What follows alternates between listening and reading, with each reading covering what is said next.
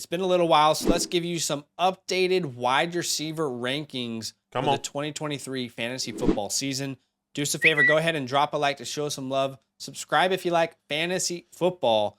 And I want you to comment down below, who is your sleeper wide receiver for in-season fantasy football? Someone that's not getting enough respect.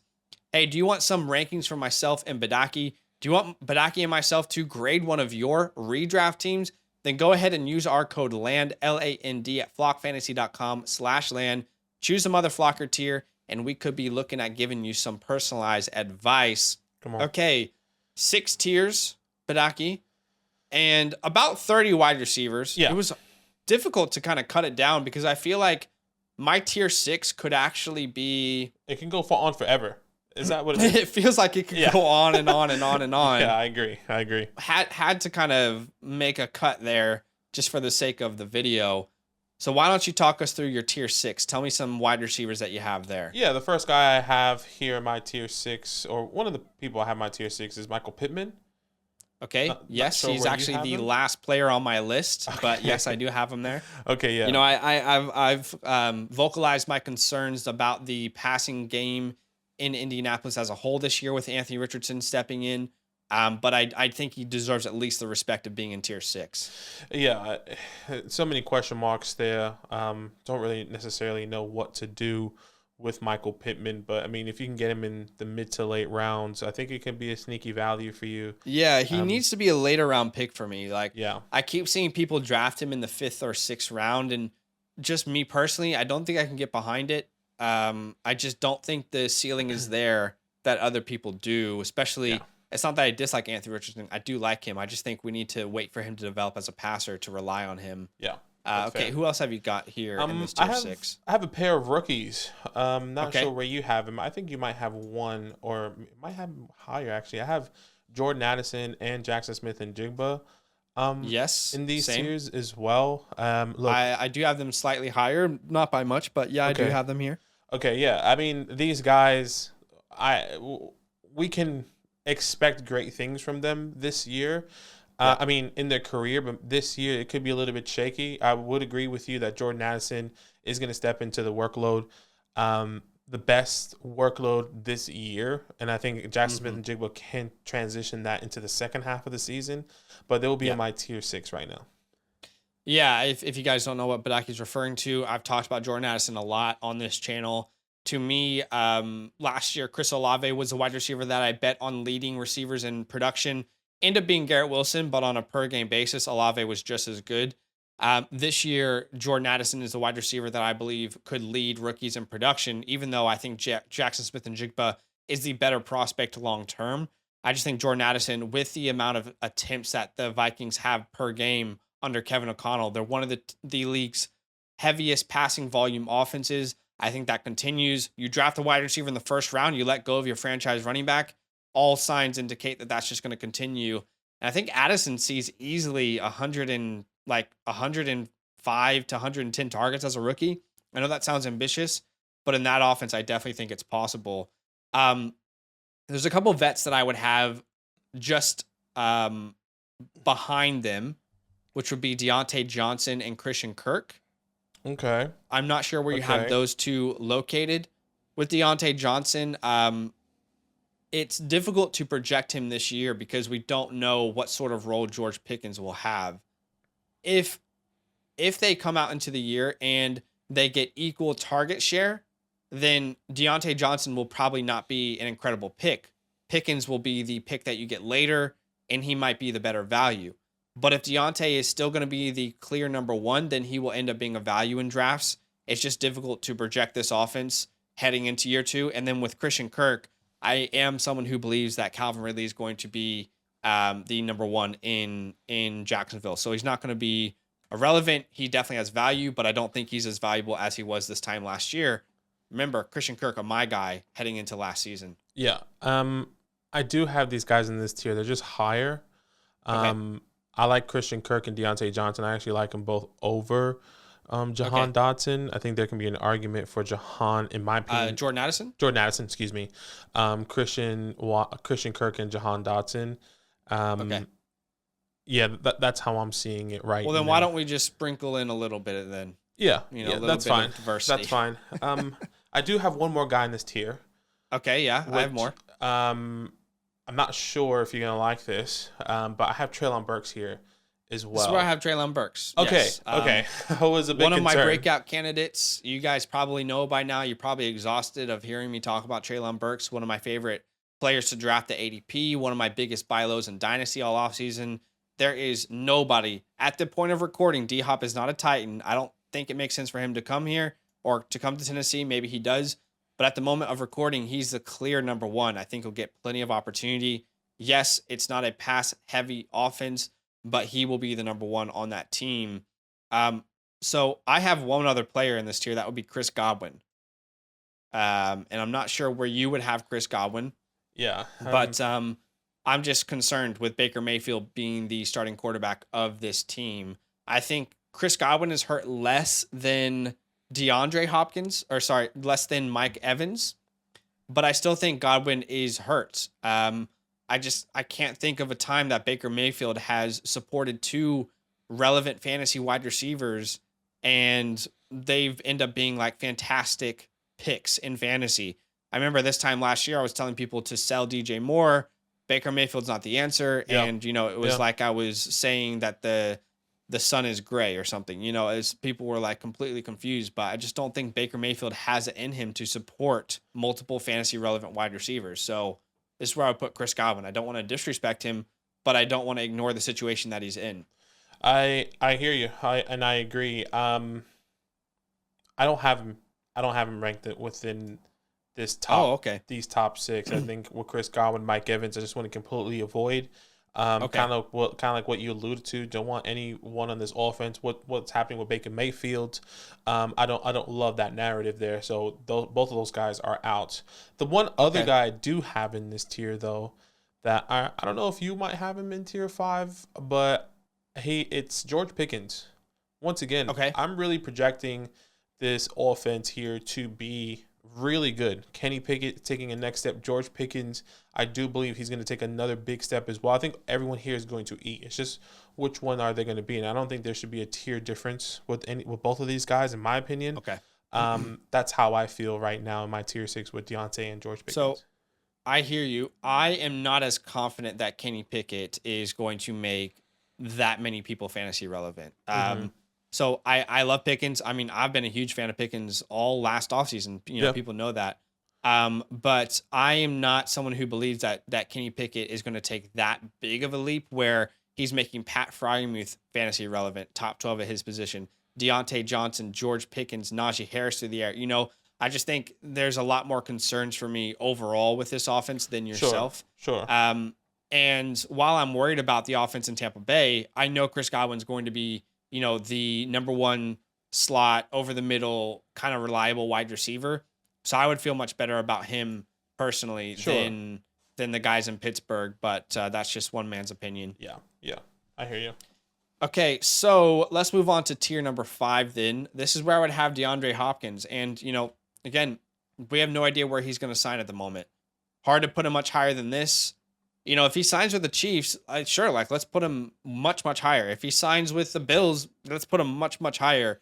At the moment, we have no idea. Yeah. And if it really is the Patriots, then we'll have to have that conversation. But at the moment, we just don't know. This is where I would have Brandon Ayuk, who was actually the wide receiver 15 last year. And on a per-game basis, was just as good as Deebo Samuel. So I think he gets a little bit of too much disrespect, in my personal opinion. This is where I would have Drake London heading into his second year. I had a great rookie season. Didn't have the volume that the other rookies had, like Olave and Wilson, but he was still very, very good. I expect him to take a next step. A player that I think will be better than a lot of people are giving him credit for is DJ Moore. I would have him here with Justin Fields. Yes, it's not a pass. It's kind of like Treylon Burks. Honestly, it's not a heavy volume offense through the air, but they are the guys in their offense. Like they are the unquestioned number one targets in their offense.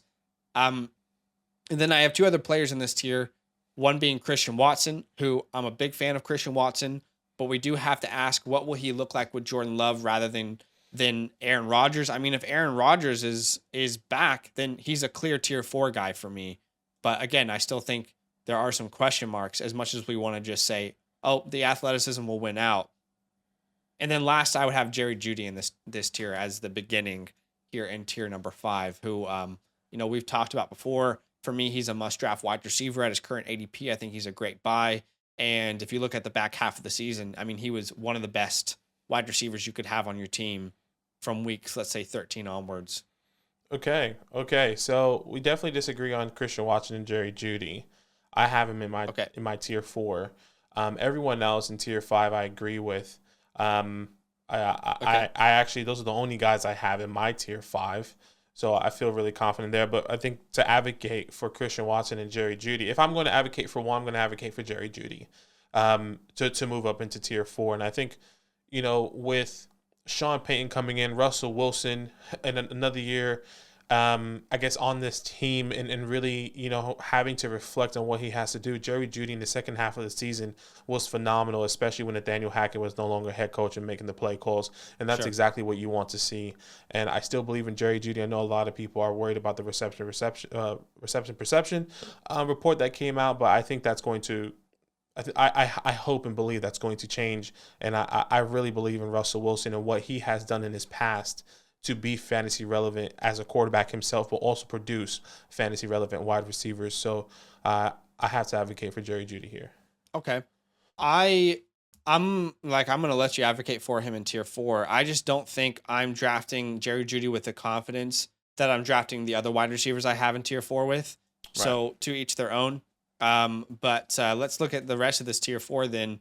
Again, this is where I'd have like Terry McLaurin. I feel much more comfortable with him personally. With his history. I know even last year through terrible quarterback play, he finished as the wide receiver 14. So with Sam Howell, I mean, we've seen Terry McLaurin with bad quarterback play. We know who he is at this point, right? He's not a top 12 guy, but he's a lock for a top 20.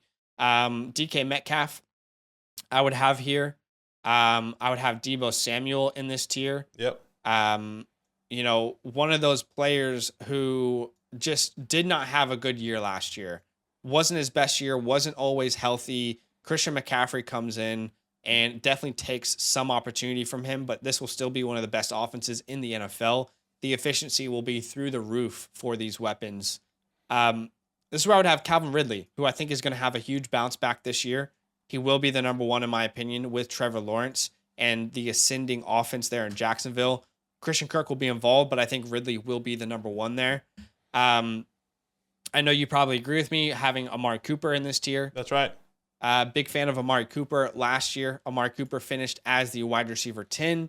And yeah, most of that production came with Jacoby Brissett. But you have to keep in mind that Deshaun Watson was not really in camp. He didn't know the playbook that well. He wasn't around the players when he joined. Now he has an entire offseason to build a connection with Amari Cooper. And there's 3 other players I have in this tier. Keenan Allen, who is much, much better than people are giving him credit for. If you look at when he returned from his injury last year, I mean, he's top 3 in almost every category: targets, receptions, fantasy points per game. Right. He was very, very good, and he just had a career high percentage in the slot. And then the other 2 players I have here is Devonta Smith and T. Higgins. I'm curious where you stand on this tier, though. Okay.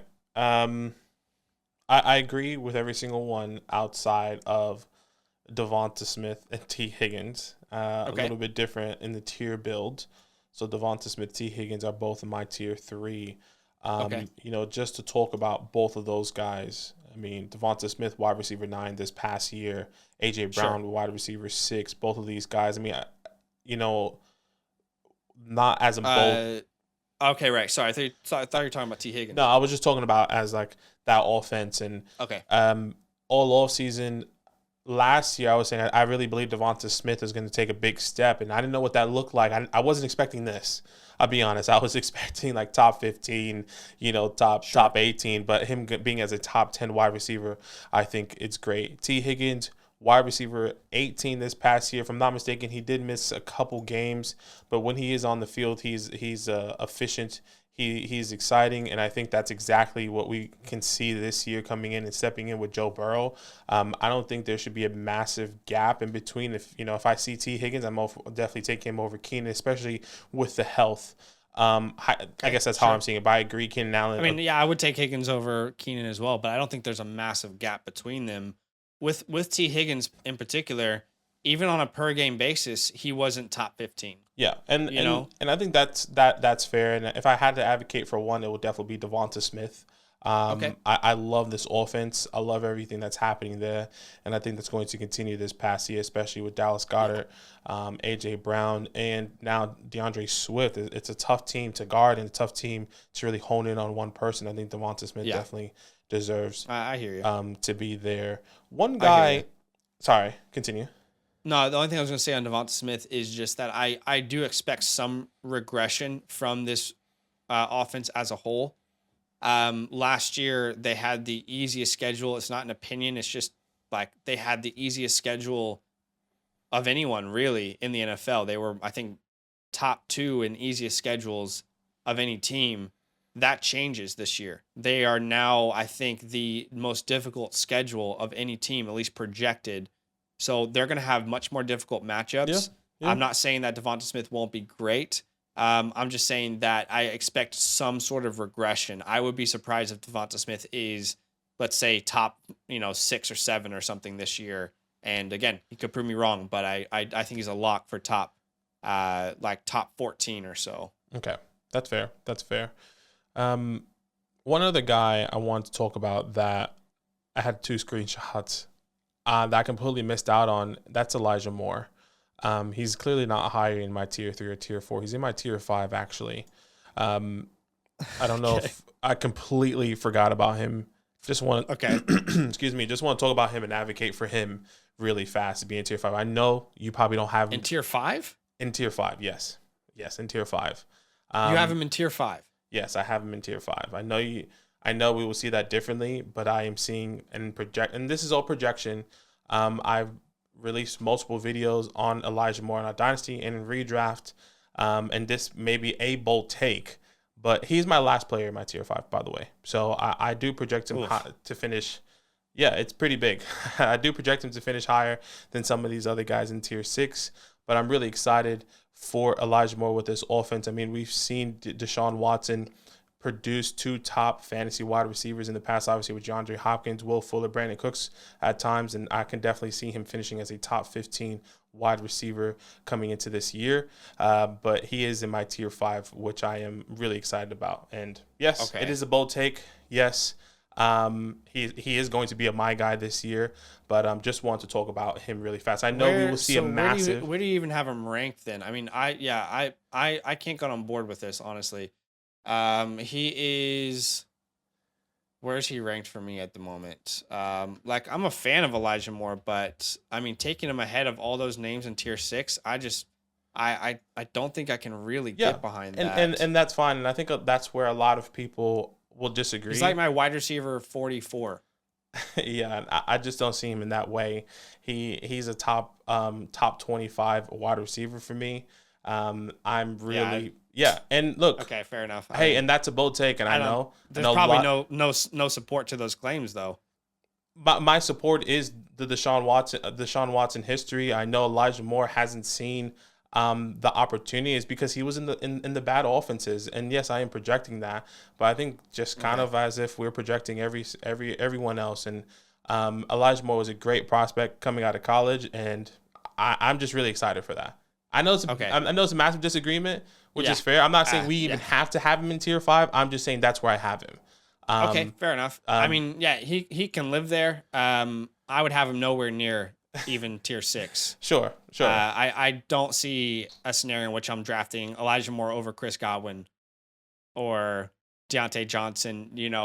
I cannot get behind that, but to each their own. Yeah. I mean, that's a lot of projecting there, but fair enough. Okay, tier number 3. You advocate for Devonta Smith, which is totally fine with me. Yeah. I would also have Chris Olave here. Yep. He's one of my breakouts for 2023, even though he already had a fantastic rookie season. I think he solidifies himself as a wide receiver 1 this year. This is where I would have Jalen Waddle, who is fantastic, but Tyreek seems to be the number 1. They absolutely can coexist, but he's not going to beat out Tyreek in targets, unfortunately.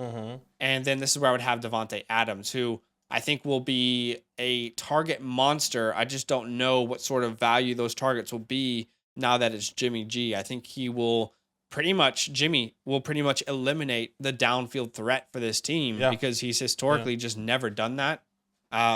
So that's what my tier 3 looks like. I am completely on board with you. I actually have a Devonta, which is crazy. I'm also going to bring a video on him as well. He's in the end of my tier 3. I'm assuming he's the beginning of tier 3. I just feel really confident in having Jalen Waddle, Chris Olave, and Devonta Smith and T. Higgins over Devontae Adams personally. Once again, and everything that you kind of alluded to with Jimmy G, kind of limiting his upside and downfield opportunities. He will be peppered with targets, but how efficient is that? Is it going to be like, 10 targets for like 60 yards, or is it going to be 10 targets for 120 yards? Right? I think that's a big difference. With Jimmy G, it kind of limits his upside. And if Jimmy G is not ready by the time with all these injuries and all these issues, then I'm really, really not excited about Devonta Adams this year. So a lot falls into Jimmy G's hands if he is going to be starting this year. Yeah. Okay, into tier 2. This is where I would have Garrett Wilson. This is where I would have Amon-Ra St. Brown. These guys are going to be target monsters. This is where I would have A.J. Brown. CeeDee Lamb, who absolutely established himself as an alpha, and Stephon Diggs here in my tier 2. Let me know if you have anyone who's different, but these are the guys you're drafting back in the first round, early second round, real pillars of your teams here in 2023. Yeah, I completely agree. Stephon Diggs, AJ Brown, CeeDee Lamb, everyone in this tier I agree with. Okay. All right, and then tier number 1, this is where I would have Jamar Chase, Tyreek Hill, who was very good last year and is not getting the credit that he's deserving. Agreed. And Cooper Kupp, as well as Justin Jefferson, my wide receiver 1. Cooper Kupp actually scored the most points per game amongst the position. He just got injured. Otherwise, he would have had another historic season. He would have finished wide receiver 1, I think, this year. The dude would have so he played 9 games. Like, he was not that far off from 200 targets. Yeah, it was pretty ridiculous. As crazy as that sounds. That's how I have it there at the top. These are guys who are going top 5, top 6, top 7 in your first rounds of leagues this year. Yeah, completely agree. I completely agree with the top list. Agree with Cooper Kupp, Tyreek Hill, another guy underlooked wide receiver 2 this past year. And I think if Cooper Kupp didn't get injured, he probably would have finished wide receiver 1. Yeah. Okay, well, I think the main point of disagreement, which kind of came out of left field, I'll be honest, you kind of shocked me there. Elijah Moore being in tier 5, just looking back. I mean, that was probably the biggest point of disagreement. Yeah. I might have Jerry Jeudy slightly in a different tier. I might have Deontay Johnson in these Pittsburgh Steelers a little bit lower, but I think he was kind of the big, point of disagreement here because I certainly would not draft him near these players. Yeah, and that's completely understandable. I know if I might get heat with that, but I am really believing and projecting. And that's kind of my bold take here, to be completely honest with you. He's going to be my guy, something I'm probably going to be saying all off season, especially with the history of Deshaun Watson in this offense. And I'm really excited for Elijah Moore. But yes, that's probably the big point of difference here. But everything else I felt like was pretty smooth, to be honest. Yeah, for sure. Yeah. All right, guys, let us know what you think in the comments below. Drop a like to show some love, and we'll see you in the next one. Now that those idiots are done talking, who needs some rankings? Hell yeah, I need some rankings. Then use promo code LAND, LAND, for 30% off any membership at flockfantasy.com. Oh. It's so easy, even your grandma could scan that QR code right there.